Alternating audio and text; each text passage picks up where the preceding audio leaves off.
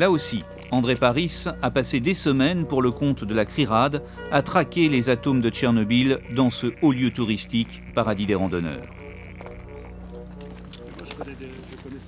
Le parc du Mercantour est une des zones les plus touchées par la pollution et le seuil des 40 000 becquerels au mètre carré est par endroits très largement dépassé.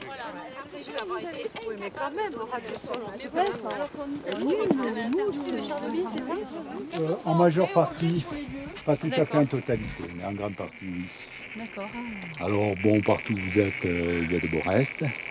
Et pour situer les choses, sur une pelouse comme ça, il y a de l'ordre de, à peu près, de 40 000 désintégrations par seconde et par mètre carré de césium 137. D'accord. On va vous montrer dès qu'on passe dans les creux.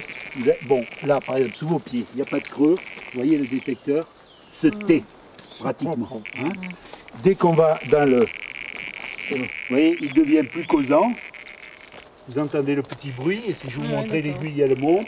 Si on va dans un petit creux un peu plus marqué comme ici, vous voyez que c'est... Des accumulations.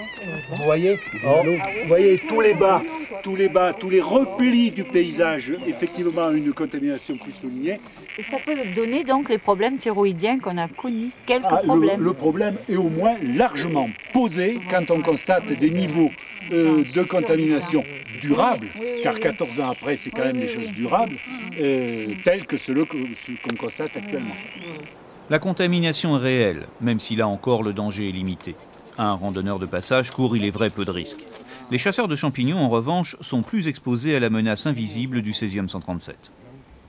Comme on a une distribution de la contamination qui peut être accumulée dans une combe, alors une année sèche où les champignons vont pousser dans les combes, on va automatiquement les prélever dans les endroits surcontaminés. Et là, on aura un risque plus fort qu'une année plus humide où les champignons vont pousser plus au sec.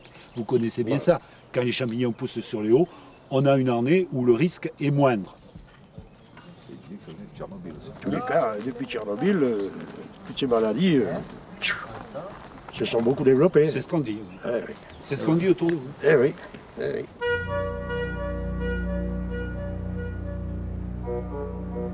Toutes les Alpes françaises sont concernées par la pollution de Tchernobyl. À certains endroits, là où l'eau ou la neige chargée de radionucléides se sont accumulés, le taux de radioactivité peut très localement dépasser de loin les normes de sécurité. Pour donner une idée de l'étendue et de l'intensité de ces tâches, André Paris, pour notre caméra, utilise du plâtre afin de visualiser les zones radioactives.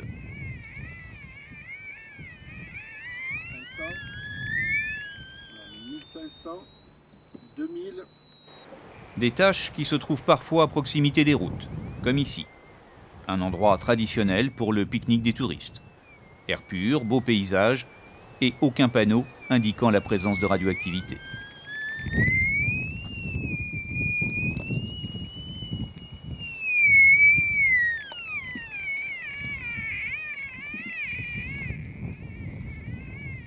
Sur cette tâche d'accumulation de haute valeur, un carottage a été fait, analysé au laboratoire de la CRIRAD et a montré que le niveau de contamination de ce sol-là, en partie superficielle, était de 255 000 becquerels de césium 137 par kilo de sol, ce qui met ce carottage au niveau de cette tâche dans cet environnement-là, typiquement et largement et grandement dans le niveau du déchet radioactif qui doit filer en décharge, un nucléaire conditionné.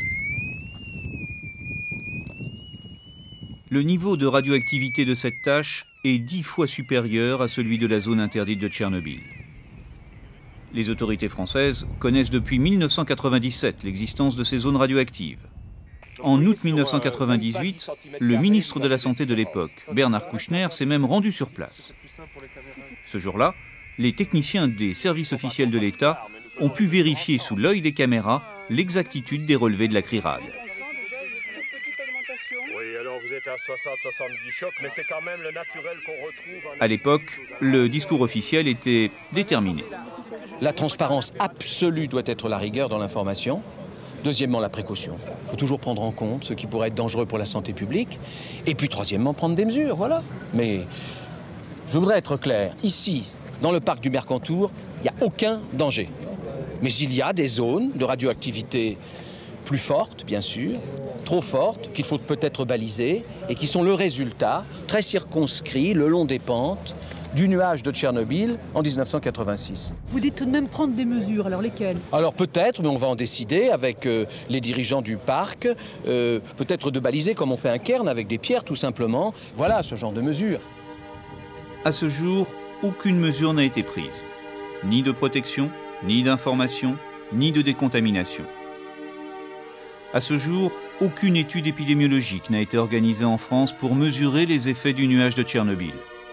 Les effets brutaux de l'iode-131 ou les effets dilués dans le temps du césium-137. Il est vrai que nous avons tout notre temps. Les derniers atomes de césium-137 issus de la catastrophe du 26 avril 1986 ne disparaîtront qu'aux alentours de l'année 2286.